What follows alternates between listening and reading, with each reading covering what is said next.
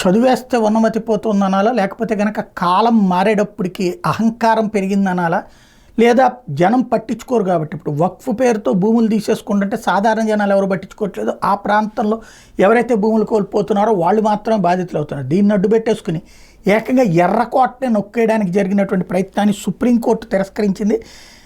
ఏదైతే మనకి ప్రతి ఏడాది కూడా ఆగస్టు 15 జనవరి 26 నిర్వహించే ఎర్రకోట ఏదైతే ఉందో ఈ ఎర్రకోటను తిరిగి తమకు అప్పగించాలని కోరుతూ మొఘల్ చక్రవర్తి వారసురాలు దాఖలు చేసిన పిటిషన్ ఢిల్లీ హైకోర్టు శుక్రవారం తిరస్కరించింది. చివరి చక్రవర్తి బహదూర్ షా జాఫర్ II మునిమనవడి భార్య సుల్తానా బేగం ఈ పిటిషన్ దాఖలు చేశారు. చక్రవర్తికి చట్టబద్ధ వారసురాలని తానేనని, అందువల్ల ఎర్రకోట మీద తనకు హక్కు ఉందని చెప్పుకొచ్చారు. తొలుత ఇదే విషయమే దావా వేస్తే పరిశీలించిన ఏకసభ్య ధర్మాసనం దాన్ని తిరస్కరిస్తూ 2021 డిసెంబర్లో ఆదేశాలు ఇస్తే సంఘటన జరిగి ఎన్నో దశాబ్దాల తర్వాత కేసు పెట్టేందుకు విచారణకు స్వీకరించలేమని చెప్పేది.